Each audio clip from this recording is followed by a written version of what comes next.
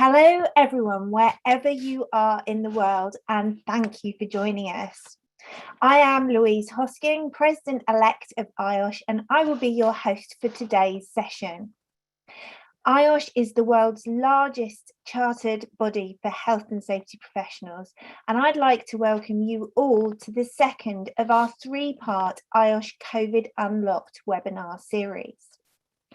I'll be joined by three panelists from three of our IOSH sector groups to look at how the hazardous industries, offshore and rural industries have fared during the pandemic, and in particular, how these sectors have managed to innovate and set themselves up for a brighter future, despite all the challenges of the past year and a half. The strapline for this COVID Unlock series is how fighting the virus today saw us innovate for tomorrow. We're keen to learn how good OSH enables recovery and future resilience, and to look forward to a better world of work for all. The series is driven by members of IOSH sector groups, and last month we saw panelists from the institution's food and drink industries, construction and logistics and retail groups give their insights into how their sectors have been operating during the pandemic. If you missed it, you can view it from the IOSH website. Our next and final session of this mini-series will take place on Thursday, the 24th of June, and will involve representatives from the education, environmental waste management, health and social care and public services groups. So how have the sectors we're going to hear from in today's webinar found ways to succeed and build at least a manageable COVID as usual, if not yet a post-COVID future? And how have OSH professionals from these sectors helped to keep businesses safe and their workers safe? Critically, how might success in the face of COVID be translated to other sectors? How can OSH people learn from the struggles and achievements of fellow professionals working in different, more diverse environments? I'm delighted to be joined today by three highly regarded OSH experts, but before I introduce them, I just wanted to highlight that you may all have noticed we have enabled transcripts for this session. If this is distracting in any way and you do not wish for them to be there, you each have the ability to remove them by clicking to disable these subtitles. So, on to our introductions, and as I call out your name, it would be great if you can turn your videos on. So first of all, let me welcome Tom Chambers of the Hazardous Industries Group. Tom is a chartered member of IOSH and is currently the Group SHE Manager for Terminals, a bulk liquid storage company that includes two COMA lower tier series facilities. With extensive multi-sectorial experience as a safety professional, Tom has been involved in heavy engineering, fast-moving consumer goods, high and low food manufacturing, and the animal feeds and cereal sector. So welcome, Tom, today. Next up, from the offshore group, I'd like to introduce you to Trevor Stapleton. Trevor is a civil engineer, holds a master's in construction engineering and an MBA from Aberdeen Business School. He is also a chartered safety professional and a practitioner member of IEMA. With over 36 years of industry experience, he has spent most of that time with BP, where he's acquired a range of skills in the areas of HSE, supply chain, engineering, and operations management in their downstream and upstream businesses. Trevor, good to have you on the panel. And finally, we have Tina Morgan, who is from the Rural Industries Group. Tina is a chartered member of IOSH and the chair of the IOSH Rural Industries Group. She's been working in risk management for around 18 years. Tina, great to have you on the panel too. So it's great to have everybody with us. And without further ado, I'm going to jump straight into the first questions. And from my perspective, it's just great to have this range of sectors in front of us today. And I think even though we work in different environments, I'm sure that we're going to find that we have a lot in common too. So Tom, I'm going to start with you. If you could just tell us a little bit more about your role, and what have been the biggest challenges for you during this time, and what have you done differently, if anything? What's really stood out for you in all of this time? So Tom, over to you. If you could unmute. Well, Louise, as you said on the opening introduction, I'm responsible for 8 terminals, predominantly based in England, receiving cargo worldwide, and some of that's animal feed, some of it will be technical chemicals, some of it will be oils, fats, and greases. A lot of that is for animal feed sector. Now, one of the challenges that we faced early on is ship-to-shore communication. The officers, no problem at all with English, even though it wasn't necessarily their first language. But of course, the crew members, a lot of that is their native. They're working in their native tongue, and of course, with social distancing in mind, we had to come up with ways of keeping our crews, their crews, separate from our particular operators, and it involved an increase in the use of communications, particularly email.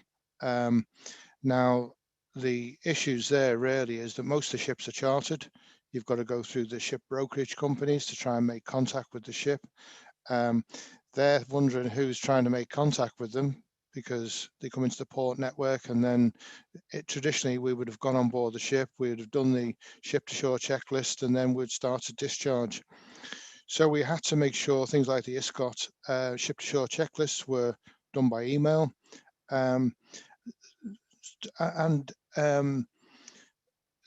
a lot of that higher technology was also, we used low-tech ideas as well. I mean, little things like handing the ISCOT checklist over in a bucket. So put it on the floor, step back, somebody picks the bucket up, deals with the paperwork, hanging it over the side, people picking it up and then dragging it back up the side of a ship. So we've managed to overcome it, and to some extent, to a large extent, we've completely managed to maintain social distancing during that period. And bear in mind, these ships are coming in barges, coasters from all over Europe and all over the world, especially from what the government are currently calling red-listed countries. So that we've overcome that, and we've moved on really, and it's worked really well for us. Fantastic. Well, perhaps we'll explore a few of those points a bit deeper on as we continue in the conversation. So, Trevor, same for you. If you could just give us a little bit of an overview of what your role encompasses, and what some, a couple of your biggest challenges have been in all of this. Okay, so thanks, Louise. So I'm the HSE director for OSHA UK, and we represent really the interests of all our members that are working in the offshore sector and also the offshore sector. And that will also include liaison with the regulator, so both HSE and OPRID on the environmental side, but also, as my experience over the last 18 months, quite a lot of contact with government, both UK and Scottish government, very much all around the COVID issues. I think the question was what some of the major problems. Well, we had countless major problems. I think one that stood out for me was around helicopter operations. You have to realise, I mean, those that have not worked in an offshore environment, there is no bus that's going to turn up every hour on the hour and things like that. We get to and from using helicopters. That's our main means of transportation, or transporting the individuals offshore and then back onshore. And when COVID first took off, we were challenged. It's fair to say that at the very early days in April last year, we were close to shutting down, I would say, the North Sea, and that would have meant UK energy needs just ending there and then. And that was because of helicopter operations, and we had to look at, so how can we protect the pilots? How can we protect the passengers and reduce the transmission risks on the helicopter? And also, how do we protect everyone in a heliport? And specifically in helicopters, we introduced, there were screens to sort of keep the pilots and co-pilots separate from the passengers. We reduced numbers. So typically on a helicopter, you're talking something like around, say, 17 people on a helicopter at any one stage. And then we also had to wear, we were talking about face coverings. And you think that was very easy. Yeah, face coverings, just do it. But when you go on a helicopter, you have to, you're like a Michelin person, if you like. We've got our survival suits on, we've got our escape sets on. And if you can imagine that in the event of a ditching, an emergency situation, you've got to make sure you've got to get your emergency escape kit, you've got to get the mouthpiece into your mouth, and you've got to make sure that you locate where's going to be your exit from the helicopter. And then you can then add that. Can you imagine what it would be like if you were wearing, say, an FFP3 mask around your face that's tied at the back of your head, etc., and the panic that would ensue if you're trying to get that off. So we decided that you couldn't use standard face coverings, you couldn't use FFP3's mask. So we went for a face covering, so it's a snood. Very simple, because the other concern is that if you started wearing just a standard face mask, when you get out of the helicopter, there's a good chance that it would blow off and it would get sucked into the engine intakes, which you don't want that to happen to a helicopter. So we wore, we recommended a snood. We went out and sourced snoods. We then, go and use the, we got the support of one of the survival companies, training companies. So they got their team trying out the snoods and the face masks, etc. And then we've got approval from the Civil Aviation Authority to wear that. So that's what you'll find now, and it was consistent. That was the one thing. Trying to get consistency across the North Seas are always a challenge. But we did that. If you go offshore now, everyone will be wearing a snood. It's very easy to pull off, and it stays on your head basically, or it stays around your neck, so it's not going to go anywhere. So something as simple as that ensured the protection or safety of the people on the helicopter. And then the final thing we did is we had a categorization of helicopters. So if it was category A, that was a normal crew change. And if it was category D, it would be a search and rescue helicopter, an emergency situation. And there we had our search and rescue helicopters had sort of almost like a biosphere inside, so you could put people inside it. And then we had two categories in between. We had a category C, which was suspected. So we thought that you could have had COVID, and therefore you were medevaced off back on shore. And then we had the close contacts as well. And that sort of categorization overnight enabled us to continue helicopter operations. And that's been used now throughout the world as a sort of standard for helicopter operations during COVID or during the pandemic. So that was, that was a quick example of some of the problems that's confronted us. Yeah, and I mean, that's when you think of offshore, that isn't kind of the core function that we're talking about, but it's critical that you get everybody on, everybody off, and it just shows the breadth of what health and safety professionals are getting involved in all of this. So that's great. Thanks, Trevor. So Tina, the same question to you, and I think what the common thread through all of you is that actually these are sectors that did not stop working. So Tina, a little bit from you on what's your current role and your sort of key challenges that you've overcome in all of this. Thanks, Louise. Yeah, my current role is I'm employed as an agency manager for an NFU mutual agency, which is based in Mid Wales. But I'm coming at the webinar today mainly in respect of my rural industries role for IOSH and how the rural industries have fared through COVID-19 and all the issues that brought with it. You're absolutely right.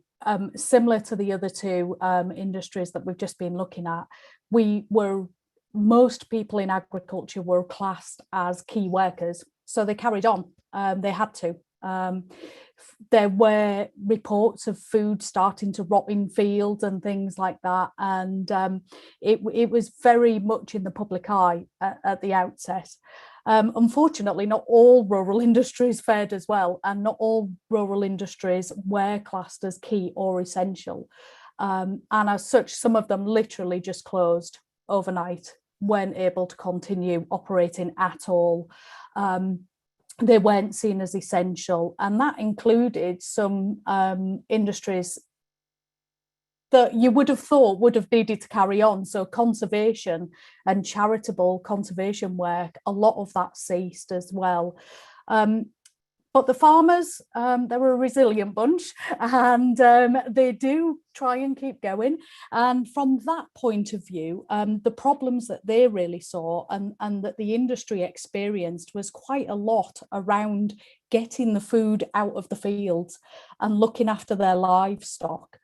Agriculture in the UK relies heavily on migrant workers and workers coming from Europe, and we just couldn't get them in. We could not get them into the UK. So that was one of the first challenges that they had to start looking at overcoming, was how do we get the produce from the field to the shops? That was a real problem. Things like not being able to access statutory testing, getting engineers out to test their equipment and maintain it and keep it running. Things like not being able to get hold of the PPE. So it was great that the government managed to get suppliers quickly on board that could produce face masks. But unfortunately, all of the supplies that our farmers and those in rural industries, including arboriculture, forestry, all those sorts of industries would normally have been using, were prioritised for the NHS. And we just couldn't get it. And what we could get, unfortunately, quite often was being shipped in. It wasn't CE marked, it wasn't of a good enough quality, and it wasn't providing the protection. So that was another problem we had to overcome. And then finally, things like lack of trainers and lack of occupational safety and health professionals to be able to help the farmers to move forward, to be able to plan. And like I say, I'm focusing quite a lot here on farmers and agriculture, but the whole of the rural industries had to adapt, and they had to adapt quickly. And we'll hear a bit further on when I talk a bit more. They did a brilliant job of doing so, but there were challenges to overcome. And Tom, just to skirt around back to you again, Tom. So you talked a little bit about technology, and I think somebody has already put in the chat, you know, sometimes the best solutions are the simple solutions. So kind of a bit of both ends. You've started to talk about technology and how you've embraced technology. Could you expand a little bit more about that and say how, you know, you found new ways of using technology in all of this, and perhaps a core couple of pieces that you can share? Well, one of the challenges for us as a sector, not just as a company, is that we do have an aging workforce. You've only got to take one look at myself, getting a bit long in the tooth. But we innovation and technology, there has been a positive spin from that, or a positive byproduct, should we say, in that some of the employees that we've had to ask to use technology might not even have been interested, never mind been able to switch on a PC. It was just, social media didn't exist when they were coming through the system.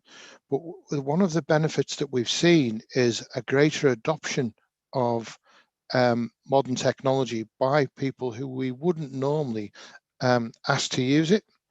One of the the downsides of technology really is the overuse of technology. Whereas people would have picked the phone up and said, can you do X? Can you do Y? Can you use Z?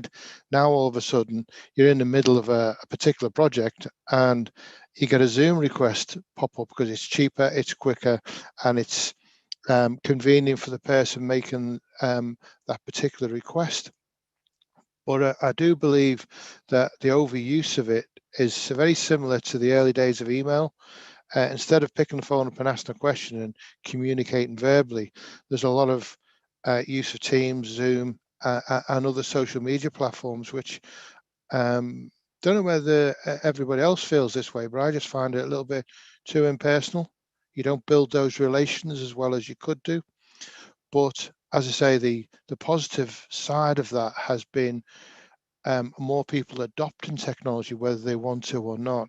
And I think that's the positive side of the, or a positive side of COVID-19. So you were, just before we came on air, you were just chatting about that you thought that your teams quite liked you being on the other end of the Zoom. Do you want to just expand on what we were talking about? Because you're not in the same space and not overhearing the conversations. Yeah, as I say, I think the whole thing really focuses on the fact that some people are much more comfortable with the technology. Some people have grown into the technology quite quickly, and some people have been forced into that technology in order to continue to operate. And the comfort factor isn't there for everybody. And sometimes they get left behind a little bit, and they can go into a little bit of a shell. I think that's what you're alluding to, is it not, Louise? Yeah, and you were saying that you when you overhear a conversation in the work environment, you think, oh, I'm right. have a look at that. Yeah, well, I'm one of the people in the business who likes being in the office.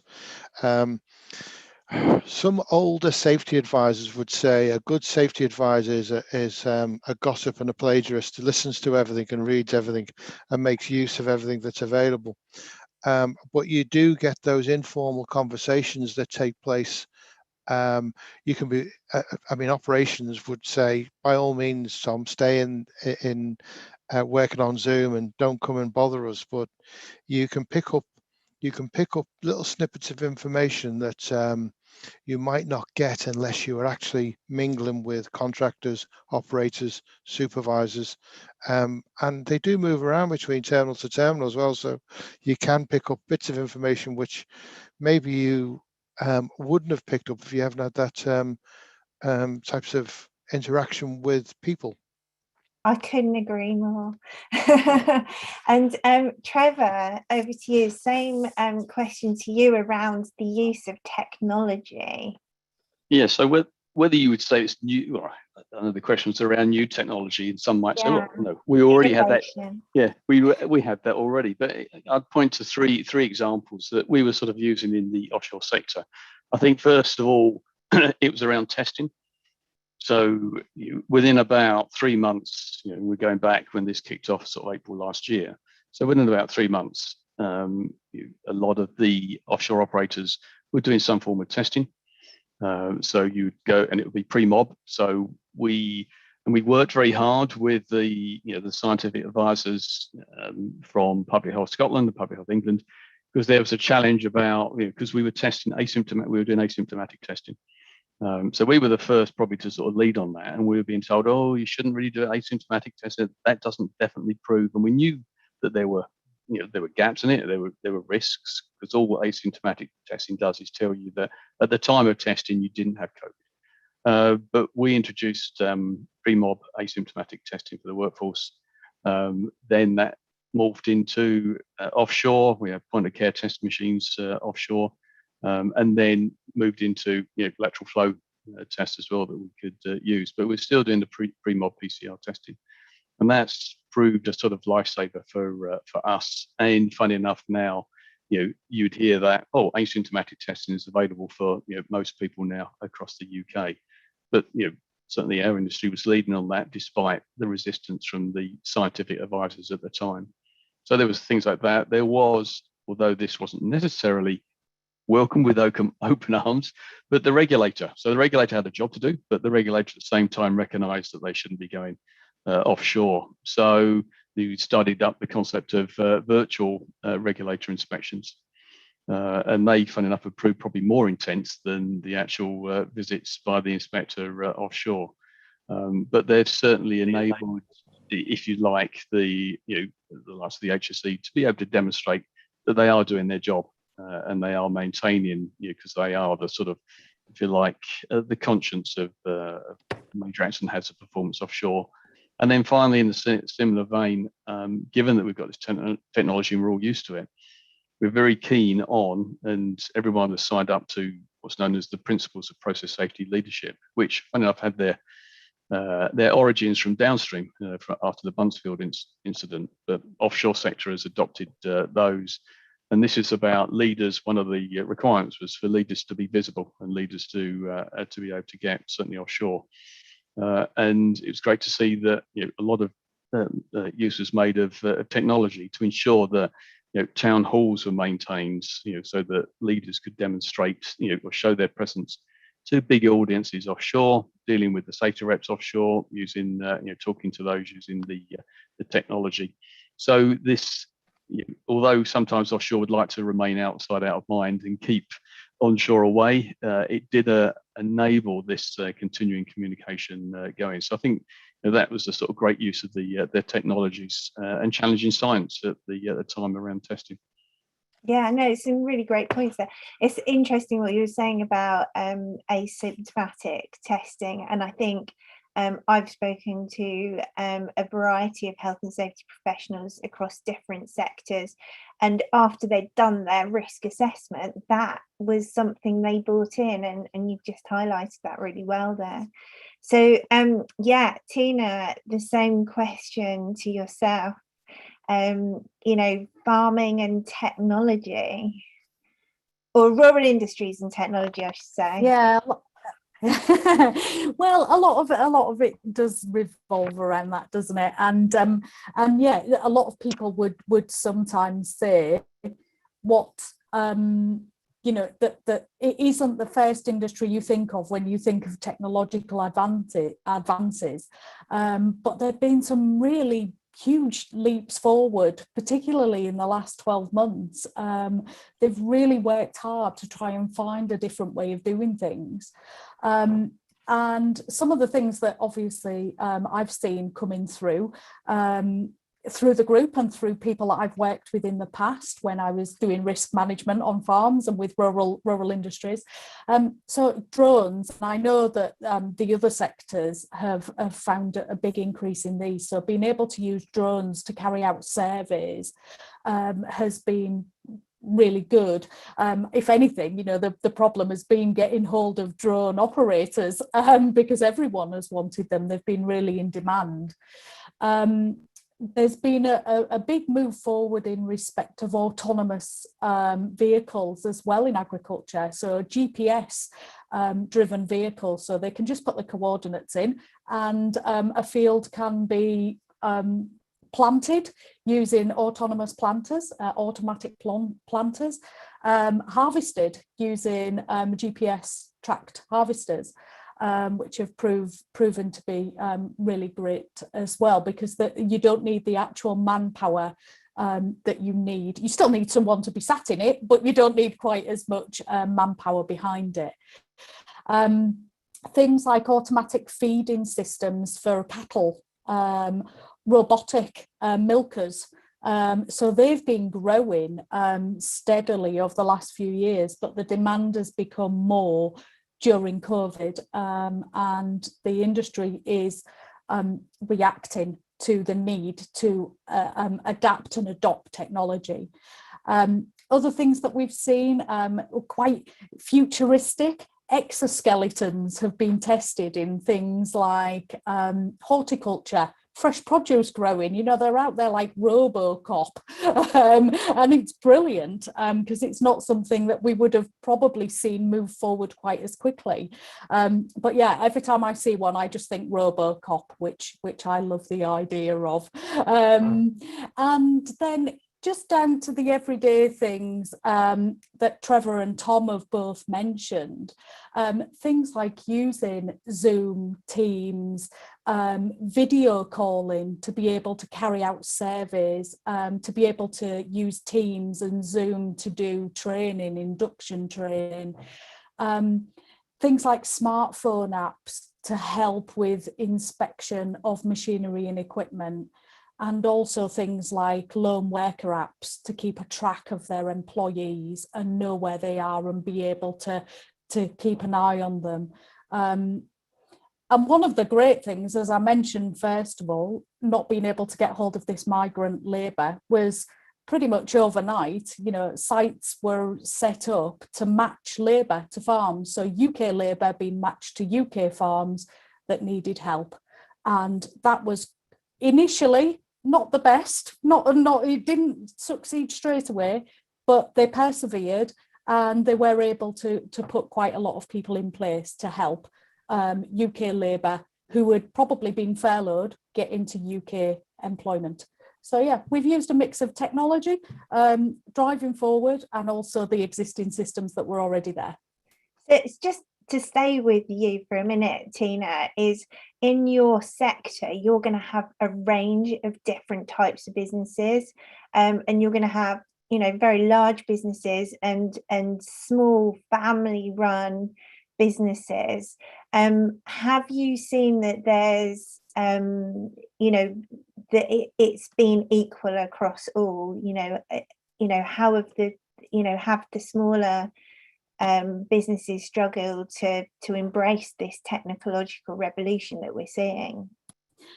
Some of the smaller businesses, to be honest, have adapted better because they don't rely so heavily on external workforces.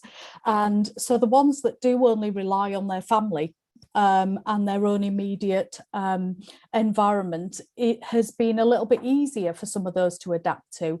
The children have been great in helping them get on these, you know, fancy systems called Zoom and things like that, and they've adapted really well to it. Sometimes it's the bigger businesses that have struggled in the early stages because they will have found more of their employees being furloughed, or they will have found a lot of their people being off shielding, which has been the other problem. And when it's your technology director who's the one who's shielding, that brings in a huge problem immediately all of its own. And being able, literally in the office I work in, we literally bought the last laptops that were on sale the day that lockdown was announced. And within about 3 hours, we managed to get everybody set up with home working and sent them all home with computers. So the smaller businesses sometimes found it easier to adapt than the larger businesses. But I think they've all had challenges and they've all worked to overcome them, really. Yeah, no, that's fantastic. And we are starting to get some questions in the chat. So if you are listening live, it would be great to have your contributions and to have your questions. Mohammed said it's really good to use technology for OSH risks, but we have to be careful to find a good balance. I'm going to come to you in a second, Tom, but Neil Catton has said, "You are not old yet, Mr. C. Good to see you and hear your contribution." So that's great. So I'm going to come back to you again now, Tom, and we're starting to talk about people. And you mentioned earlier on that, which is something that I didn't know about your sector, is that it is very much an aging workforce. So, you know, IOSH is all about prevention first and putting people first. So can you know, it'd be great to just have a conversation with each of you around, you know, how your workers have kind of stepped up and contributed in a positive way, and personal challenges that they might have had. Well, to me, there's been positive aspects out of COVID-19. Prior to the public information campaign that's obviously been driven by COVID-19, similar to those of us who remember the 1960s and 70s campaigns, it's driven a positive aspect towards risk assessment. And I say that because prior to COVID-19, we would all produce risk assessments. We'd all sit down with our workforces and supervisors and managers to develop an adequate and sufficient risk assessment. But so many times now, because of the public information campaign that the governments have driven, people have understood more about health and safety, have understood more about risk assessment. And on several occasions, I've caught people actually reading risk assessments when they haven't been asked to, on notice boards and whatever. And it's because the interest level's there, it affects them directly, especially if you've got people returning to an office environment or a closed work environment. We're somewhat fortunate in the fact that a lot of our operators, although they wouldn't agree with me during the winter, are out in the open, fresh air, able to socially distance. But and we've all heard it, oh, here comes the health and safety manager, hide quickly, you know. But now you're starting to get people ask about risk assessments. They're starting to want to challenge those risk assessments to the extent where, I'll be honest, I've found bits and pieces that I've missed, and the workforce have pointed out to me point A, point B, point C, and I've thought, I'm the health and safety manager. I'm getting a little bit too complacent, you know. So that communication level, that level of interest, that's been a fantastic spin-off. And I'd like to see more public information films, not driven by pandemic, but driven by other needs, such as, we all remember Clunk Click every trip. We all remember the Amber Gambler, and we'll all remember these COVID information videos. But I'd like to think that the innovative use of information and technology or multimedia systems won't stop at the end of the pandemic, or when we've got the pandemic under control. I'd like to see similar campaigns, certainly where the media have got an interest in it, because the media have been very positive in the main. Okay, some of them have criticised about perhaps we should have been better prepared with PPE, and perhaps we should have been better prepared for pandemic planning. But in the main, the media have been positive, and that's had a positive spin on health and safety in general. Yeah, I mean, I couldn't agree more. I think, you know, it's when you do something new, you know, we are the profession that can cut through that noise, and the humble risk assessment absolutely comes into its own. And what you're describing there is great diversity of thought. And when that comes into what we're doing, you know, extraordinary things can happen.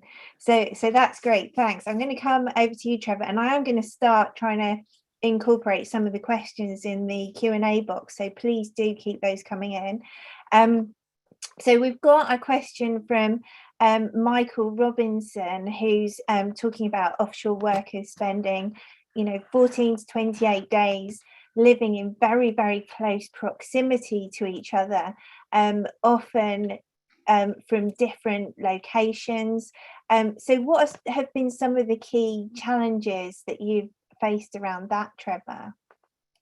Well, that's it. It's just sort of summed it up in a nutshell, the sort of challenge that faced us. But I think in the early days, you know, so we recognise, and so if you have a look at the industry, what happens straight off. So typically, the industry works on, you know, in any 1 week, about 12,500 people working offshore, you know, over an average week, and that's what it was pre-COVID. That dropped down to about 7,000. So massive change in numbers that were working offshore, but that enabled us to undertake, you know, social distancing offshore. It enabled us to sort of not go into shared cabins. We had single cabin occupancy, and simple things around not everyone piling into the gym and things like that. And then we just changed some of the operating practices offshore. So I remember talking to a control room operator, and the control room operator and the control room is a magnet. Everyone ends up there, either because they're trying to get permits approved, or they just want to talk about the latest football match or whatever. So they're like a magnet, and the CRO is the true magnet. But the individual was telling me, he said, he couldn't do his day job because constantly people coming in. And then once the COVID changes were brought into being, he said, I sit here on my own. He said, no one comes to talk to me. So that shows how social distancing was working offshore. The permit meetings that everyone used to just go and turn up to, and you'd be crammed into a room, that all stopped, and we only truly had the people that were needed to be there. So there's lots of changes offshore to try and respect the social distancing requirements. Staggered meal breaks. So you're quite right. You could have typically, say 100 people working offshore. So how are you going to feed them? So it's not all piling into the canteen at one time. So staggered meal breaks. So lots of changes offshore. Onshore, as I said, we introduced in the early days, we had temperature screening, we had questionnaires to make sure we know where people were coming from all around the UK. We could take decisions then if someone was coming from a hotspot, and maybe sort of precautions that we might put in. We started introducing the testing, so pre-mob asymptomatic testing. And by and large, that's all those sort of things, the helicopter controls, etc. And then also logistics in terms of safe havens and safe travel. So trying to ensure that the concept of when someone left their home to get offshore, and when they got back, we tried to ensure that was as near as possible a bubble. Now, that wasn't always going to be perfect because people were using public transport and things like that. But we impressed on them the need to wear face coverings, etc., on their journeys, and to try and keep the social distancing. Don't be stupid and don't nip off to the pub and things like that. So all the sort of practical things were introduced. Now, there's an adage that says you need to tell people, if you want to change, you've got to have 3 different ways of telling them. And I'm not saying it was perfect. And we found, there was COVID fatigue, in terms of people starting to get a bit fed up with the control measures and precautions being put in. So we introduced, we worked hard. We worked with a sort of sister organisation, Step Change and Safety, to try and use them to get the message to the workforce and also to the elected safety reps. And we came up with comms material that we could use to sort of educate the workforce. Simple things that you'd think that people would go, oh, surely you wouldn't do that. But we did have one case of basically a camp chef that thought he had symptoms but didn't do anything about it for a week, and then actually came out to be suspected case of COVID, and yet had been mixing with people over that week. So we had to reinforce these simple messages. Personal accountability as well. The companies could do so much, but there needs to be a degree of personal accountability. Mm-hmm. If your partner or someone in your household has had COVID, please do not then just come offshore the next day knowing that you've got that sort of problem. So we had to sort of challenge the personal accountability as well. But the bottom line is, without the workforce, without the support of the workforce, it wouldn't be a lie to say that the UK would be struggling to meet its energy needs. So that hospital that was using ventilators and electricity and stuff like that, that would have been hard pushed if it wasn't for the offshore workforce maintaining their jobs.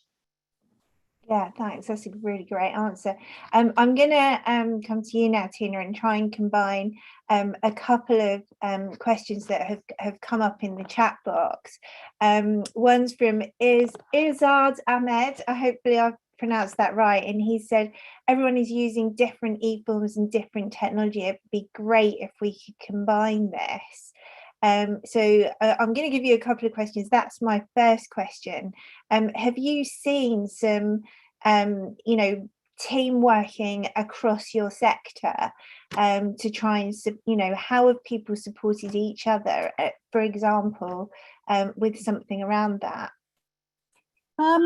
There's been lots of different communications going on around the sector, and I've seen lots of different things being pulled together to try and help businesses to make good, correct decisions. And you're right, there were lots of things that came out in the early days on, what do I need to do? How do I need to do it? And quite a lot of the sectors that I work with are not very tick box led. They don't do checklists, they talk about it and then they do it. So it was something that had to evolve. And you're right, there were lots of different industries using lots of different forms, but trying to come to the same end decision. And I've seen actually quite a lot, and I've been involved with a number of students who have been working on masters and things like that in health and safety, and within our sectors, and especially at the agricultural universities, where they're trying to make the businesses more resilient. The keywords, if you like, that everyone is throwing around is future-proofing, and this is one of the things that there's been a lot of work involved with, and through a lot of that research, it is managing to bring forward complementary systems that can work not only through rural industries but all other industries. And I think that helps, because then there is a consistency, and we do need consistency. So it is something we've been working towards. Yeah, and it is, I mean, that's what these sessions are all about, is how can we break down those silos. And Kevin Coleman has said one great thing is that I've been able to attend more of these webinars. So thanks for that, Kevin, and hopefully we're kind of spreading that around. So Tom, if I can come back to yourself, I'm taking questions off the chat box now. So Gorfridi from Tanzania, and hopefully I've pronounced that correctly, he's talking about company vehicles and how you've managed the use of company vehicles where you might, your risk assessments have potentially said, well, you've got to have more than one person in a company vehicle. So Tom, can you respond to that question? And you're on mute at the moment. What to say about old safety managers and technology and not coming off mute quite quickly enough. We're quite fortunate in that respect. In relation to vehicles, the only vehicles we have are company cars, maybe the odd van. It's throughout the pandemic, it's been restricted to one person, one vehicle, which isn't very environmentally friendly. In relation to vehicle management, one of the problems that we've had to overcome is social distancing with incoming heavy goods vehicle drivers. Now, they're social beasts. They like to socialize like the rest of us, but they've been on the motorway for 4 or 5 hours before, perhaps, coming in to collect product and then going out again. So they're like magnets. They instantly gravitate towards each other, and they're queuing up to get their tare weights, and they're queuing up to get weighed out afterwards. And we've physically had to, in some respects, restrain drivers from wanting to have a chat and how are you getting on, how's the family, before they get back out on the road again. So our relationship with vehicles is slightly different. I mean, we mentioned before, obviously, most of our product comes in by sea, out by road. Sometimes it's in by road, out by sea, or a mixture of both. But that's really how we've managed the situation and the issues that we faced. Thanks for that. That's great. And thank you to Michael Flampson, who's saying IOSH is a fantastic resource. And because I worked and lived in the Middle East for years, I didn't join, but I'm pleased that he's rejoined. So that's fantastic. Thank you for that, Michael. And I'm going to come back to you now, Trevor. There's loads of offshore questions that are coming in. I like this one from David Burns, which is all around the use of escape craft and Temps Sea. So perhaps you can talk a little bit about that. And another David has asked about accommodation. So yeah, escape craft and accommodation. Perhaps you can talk a little bit about that, Trevor. Yeah, I was trying to see what the question was exactly for escape craft. I mean, in terms of the accommodation one's easy. In terms of at the moment, we have tried to keep cabin occupancy down. However, as we start to see an increase in POB, number of people offshore starting to increase, then we need to get back to how we used to work, and that's why we need then the barriers that we're speaking about in terms of asymptomatic testing and lateral flow testing offshore, things like that, and then trying to, if we can possible, have a day and a night, so that you're not, whilst you're sharing a cabin, you're not on at the same time. In terms of the question around the temps, so I'm just trying to see if I can see what the actual question was. I can't quite see it at the moment, but clearly the main means of evacuation from offshore installation will be via helicopter, and that's what we would try and do in every case. But in the event of that you've got fire, explosion, risk, etc., smoke, and then you probably say no, you can't use the helicopter, and that you're going to have to use attempts to evacuate the installation. And there's lots of work that's going around. Now, I wouldn't say that COVID has affected that in any way. So, we do muster drills, probably do those once a week to get people to, so that you can time how long it's going to take to get people to muster by the lifeboat. At the moment, there's not a big mass entry into the lifeboat just for doing the drill purposes, although the drillers are slightly different. But the main thing we're looking at for temps that's been ongoing since even whilst during COVID is familiarisation. So to make sure that people are comfortable, they're confident, because there is a perception that from the early days we did have lifeboat incidents where they, but that's usually because it was during maintenance activities. But the release mechanisms now are a lot safer, and you can put pennants up there to secure so that you don't inadvertently launch the lifeboat. So you can then take people into the lifeboats and get them familiar with what's going on, where they should sit, how they can put their equipment on, or how they can put their harnesses on, and where they could go and find the safety equipment. So there's a lot of familiarisation processes that are in place. But no, there's nothing that's particularly impacted on during COVID. And if we had to escape by attempts, etc., we would escape by attempts, regardless of you've got to balance it. I think thankfully we haven't lost anyone, God forbid, touch wood, through COVID, and yet we've had some tragic examples of how we've lost people through a major incident. So I think you've got to be a bit more pragmatic in this situation. Yeah, it's about priorities, isn't it? And if the emergency's happening, you're going to respond to that, definitely.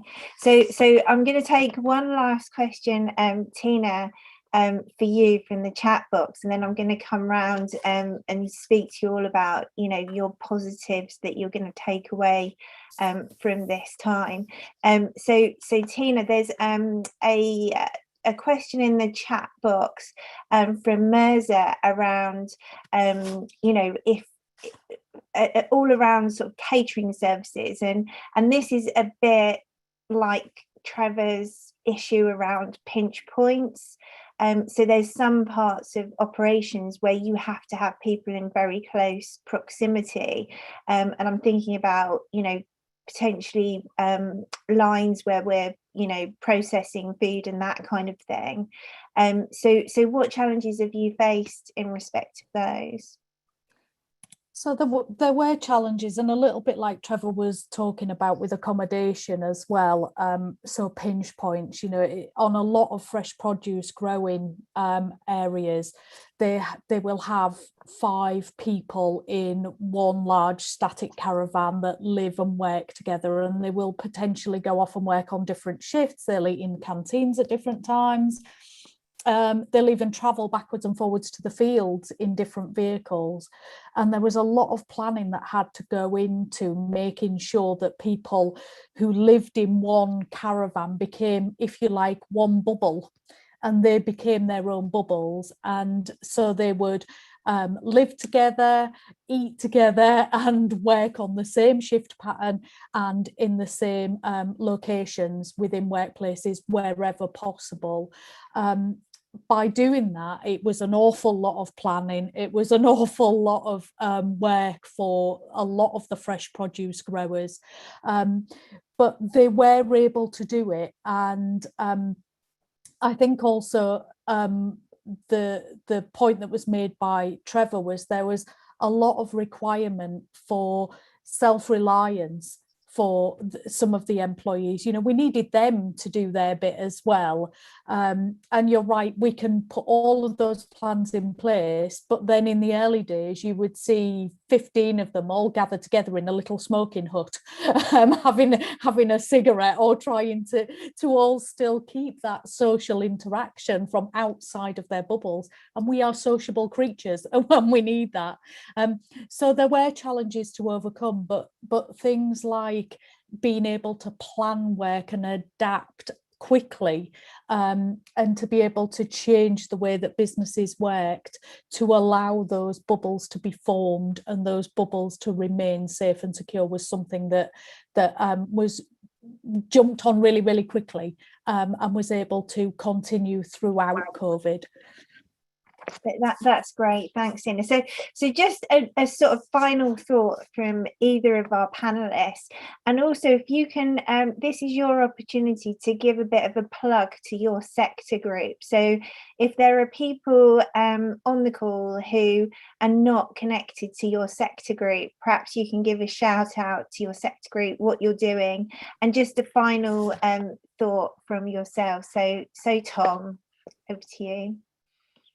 Well, Tina beat me to the question there, because I was about to say something that reiterated what Trevor was covering before. The positive side for me has been the visible increase in personal responsibility from certainly our operators and supervisors.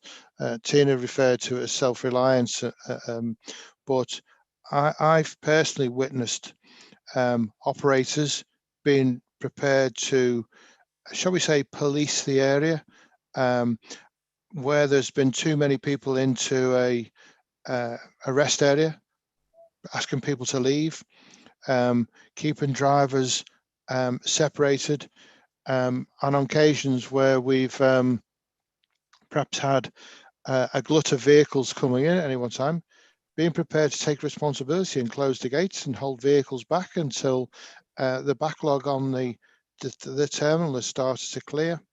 And I go back to the amount of education that's been driven into the workforce, not just our workforce, every workforce. And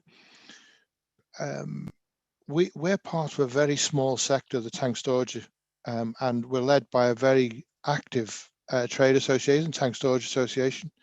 Now, there seems to be that same willingness within the sector to share information as well. And it's anything that's not business critical, safety type information is seen as non-commercial, and being willing to share it. And whilst it was there before, that willingness to share information has mushroomed to the point where people are actually willing to ask questions, and people are willing to share information, not just on COVID-19, on other issues. Tina touched on statutory inspections before. We've been quite fortunate in that respect, in that most of our statutory inspections are done by one organisation, and they worked right through like ourselves. But we have had conversations with certainly the competent authority for COMA in relation to other organisations and other sectors unable to complete statutory inspections. So, you know, that level of sharing, I would hope it continues.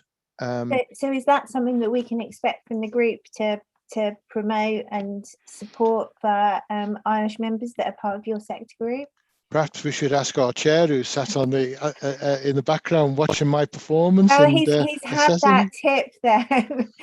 Thanks for that, Tom. And Trevor, same for you. Sort of final thoughts, and you know, what can Irish members expect from, and anybody else who wants to connect with your sector group?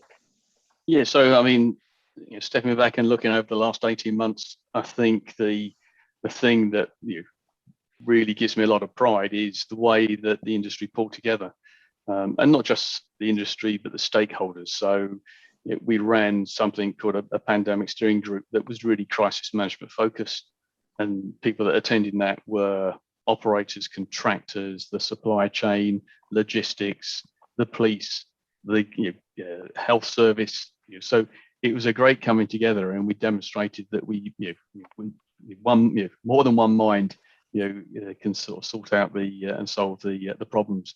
But as we look forward, I mean, we are an industry or a sector that's in transition. We've got clearly one eye on the sort of the net zero future, and I think that's what you can expect in terms of what the offshore group is trying to do, is recognise that we're evolving.